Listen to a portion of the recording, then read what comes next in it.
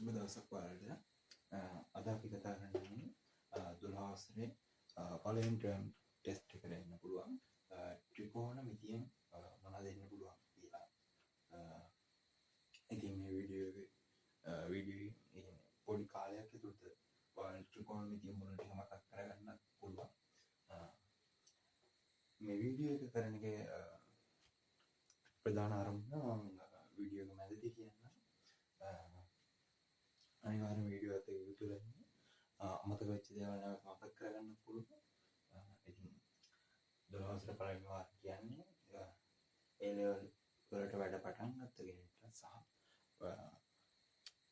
වැඩ පටන් ගනිමින් ඉන්න කෙනෙක්ට හොඳ ආරම්භයක් ගන්න පුළුවන් ස්ථානය.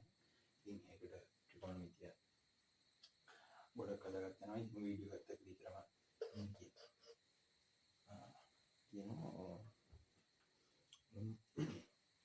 ඔයාලට මතකයි ත්‍රිකෝණ මිතිය මුලදීම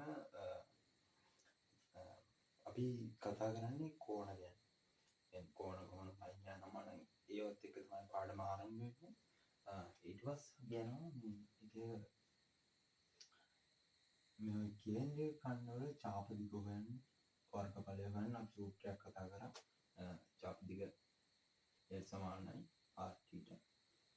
වර්ගඵලයට අපි කතා කරා භාගයක් r වර්ග θ කියලා සූත්‍ර දෙක. අපිට මතක ඇති කියලා හිතනවා. ඉතින් මම මෙතනින් පටන් ගත්තේ පාඩමට සමාරම්භයක් ගන්න ඕනේ හින්දා.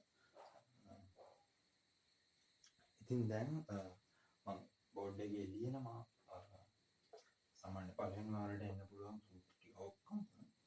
ඔයාලා මේ සූත්‍ර ටික පොඩි එකක් ලියාගෙන ඔයාලට පොඩි ෂෝට් නෝට් එකක් ගන්න පුළුවන්. ඊට පස්සේ මම එකින් එක පොඩි පැහැදිලි කිරීමක් කරගෙන යනවා. ඔයාලා මොන තැනද බලා ගන්න ඕනේ, මොන වගේ සාධනයක්ද මේක කරන්න තියෙන්නේ කියලා. සූත්‍ර ටික දැන් බෝඩ් එකට වැටෙයි. ඔයාලා ඒ ටික කොලයක ලියන්න පොඩි ෂෝට් නෝට් එකක් ගන්න පාඩම් ගන්න පුළුවන් විදිහට තියාගන්න. ඔයාලට දැන් පුළුවන් වීඩියෝ එක පෝස්ට් කරලා ඔය සූත්‍ර ටික ලියා ගන්න. ඉතින් මම පොඩි දේවල් ටිකක් කියන්නම් මේ සූත්‍ර ගැන. මේ සූත්‍ර ගොඩක් වෙලාවට මේ සර්ව සාම්‍යයන් අනිවාර්යෙන් මේ ෆස්ට් ටර්ම් ටෙස්ට් එකට මේ සර්ව සාම්‍යයන් අනිවාර්යෙන්ම එනවා. මේ සර්ව සාම්‍යයන් හදද්දී මේ සූත්‍ර ටික හොඳට මතකයේ තියෙන එක තාමත් වැදගත් වෙනවා. ඒ වගේම තමයි මේ සූත්‍ර. මේක මම හිතන්නේ ඔයාලා යන ක්ලාස් වල කරලා ඇති මේක මේ සූත්‍රය. ඒ වුණාට මතකයේ අඩු වගේ ගතියක් ඇති මේක ගැන. මොකද මේක වැඩි නිතර භාවිතා වෙන්නේ නැහැ ඒකයි. ඒ වුණාට ඔය ටෑන් වලින් තියෙන මොකක් හරි සර්ව සාම්‍යයක් සයින් වලට හරවන්න තිබ්බොත් මේක ටිකක් මතකයේ තියෙනවා නම් මේ සූත්‍ර මතකයේ තියෙනවා නම් ඔයාලට මේ ලොකු ප්‍රයෝජනයක් ගන්න පුළුවන්. ඉක්මනින් සර්ව සාම්‍ය විසඳනවා වගේ. ඉක්මනින් ගාන ක්ලික් වීමේ ගතියක් තියෙනවා. මේක පොඩ්ඩක් මතකයේ තියෙනවා. මේ වගේ මාළ මතකයි කොස් වලට තියෙනවා. මම මේ සූත්‍රය ලියන්න. දැන් සූත්‍ර ටික ලියාගෙන වීඩියෝ පෝස්ට් කරලා සූත්‍ර ටික කොලයක ලියන්න පොඩි ෂෝට් නෝට් එකක් ගන්න. ඔයාලට ඒවා පාඩම් කරගෙන විභාගයට හොඳින් මුහුණ දෙන්න පුළුවන්. එහෙම තමයි මේ සීන් එක යන්නේ. මම හිතනවා දැන් වෙලාව ඇති කියලා. මොකද වීඩියෝ එක වැඩි දික් වෙන්නත් බෑ.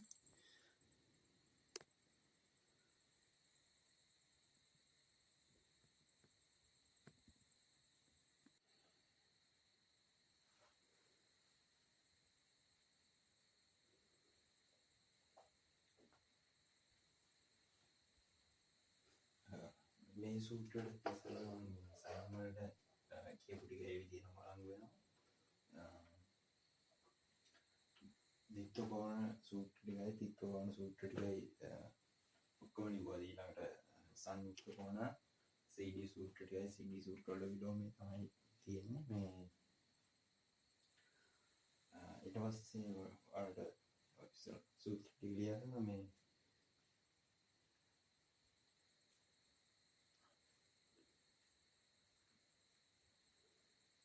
හිතන වෙලාව ඇති වෙයි කියලා.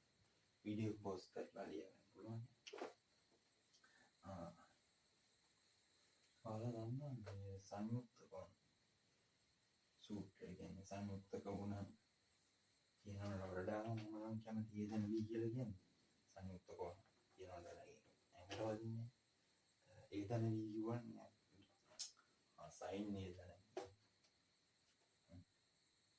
ඒදන වී සූත්‍ර සංයුක්ත කෝණ සූත්‍ර ඒදන වී ඒකෙන් මම සූත්‍රය ලියන්නේ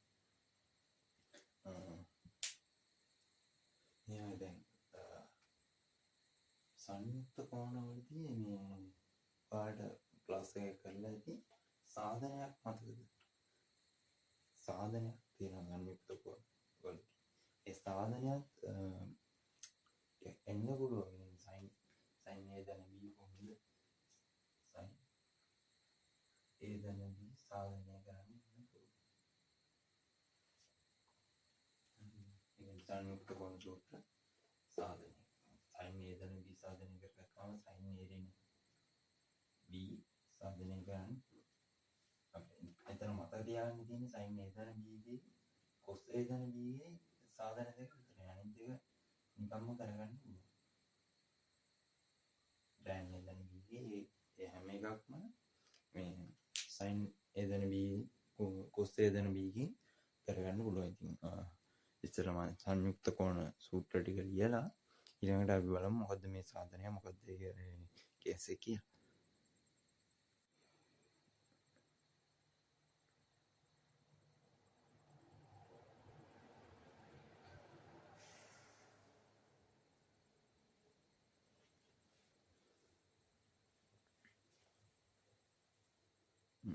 වීඩියෝ පෝස්ට් කරලා සූත්‍ර ටික ලියාගන්න පුළුවන්. මම ටෑන් ඒදන බීගේ සූත්‍රෙත් ලියන්න.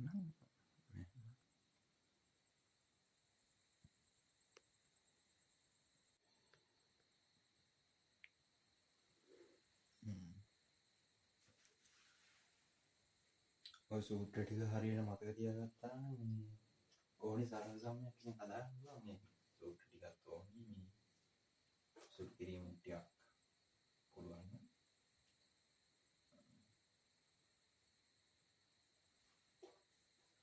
ඕනි සරල සම්‍යක් හදාගන්න පුළුවන්. කිසිම කේසයක් නැහැ.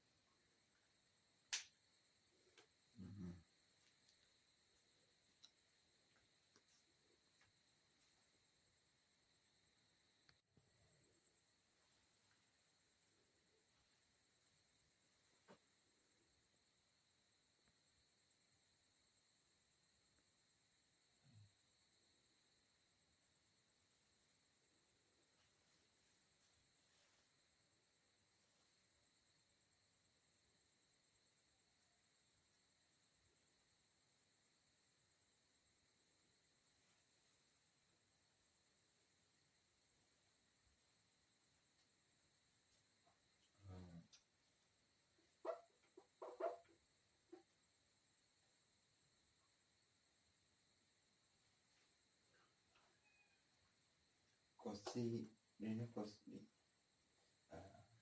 මේකදී දැන් මෙතන අපි සයින් ඩී වෙන සීනේදී ඩී වෙන සීනේදී සී වෙන ඩී කරලා කියන්නේ ඒක මාරු කරලා ඍණ ලකුණක් එළියට අරගෙන එහෙම ලියන්න පුළුවන්. ඍණ දෙකයි සයින් එක දාන්න සයින් සී ඍණ ඩී කියලා එහෙම මතක තියාගන්න කෙනෙක් ඉන්නවා. එහෙම ආවට සූත්‍ර ලියන්න කලින් විදිහටම දැන් මේ හැම එකම සීරෙන ඩී බෙදීම දෙකන තියෙන්නේ. සීරෙන ඩී බෙදීම දෙක. දැන් මෙතන මේ ඩී වෙන සීනේ තියෙන්නේ. ඒ අමතක වෙන්න පුළුවන්. ඒක පොඩ්ඩක් නෝට් කරගෙන තියාගන්න. නැත්නම් මෙතන ඉස්සරහට ඍණ ලකුණක් ගන්න ඕන කියන්නේ මතක තිබුණා. කොස් වල සීරෙන ඩී දෙනවා. ඉස්සරහට ඍණ එකක්. එහෙම මතක තියාගත්තොත් අවුලක් නෑ.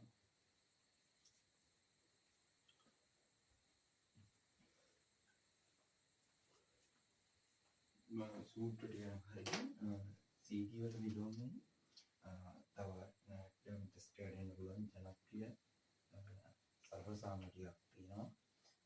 ඒ ටික අපි කතා කරමු ඊළඟ වීඩියෝ එකේදී. තව පොඩි දේවල් ටිකක් කියන්න තියෙනවා. ඒදැන සූත්‍රය සංයුක්ත කොන සූත්‍ර ඇසුරෙන් අපිට ගන්න කිව්වොත් දිත්ත කොන සූත්‍රය දෙකයි ටික සූත්‍ර තුනයි ටික තුනයි දිත්ත කොන ගන්න කිව්වොත් සංයුක්ත කොන සූත්‍ර වල සාධනයක් මතක තියෙනවා. ඒක නම් පොඩ්ඩක් ඔයාලට තියෙන නෝට් එක බලුවා මතකනේ මේ ත්‍රිකෝණ ගහලා මොනවද කරා සංයුක්ත කොන වල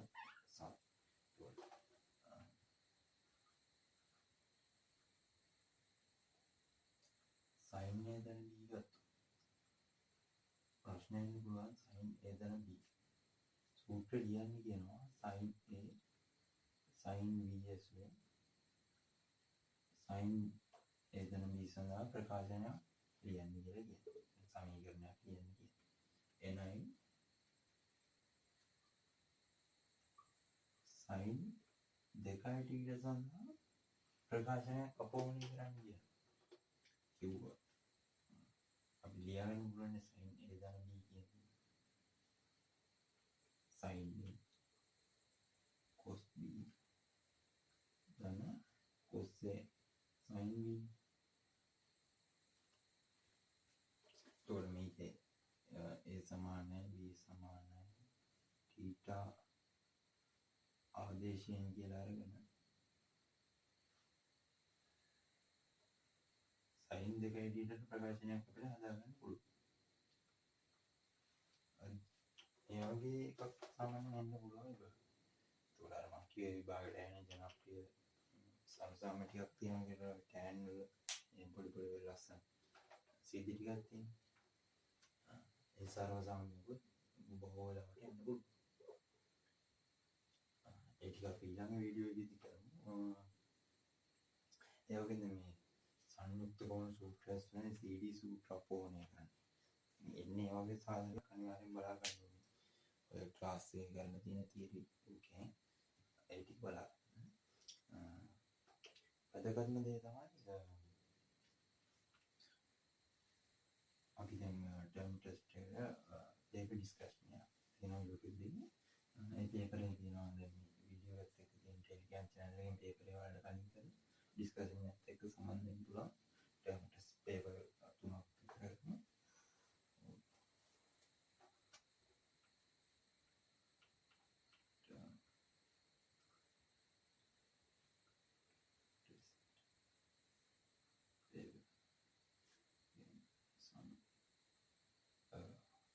හොඳ පාසල් වල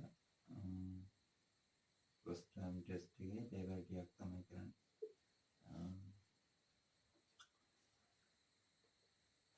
ලින්ක් එක තියෙනවා පාරේ. ලින්ක් එකෙන් ගිහලා පේපර් එක කරලා ඊට පස්සේ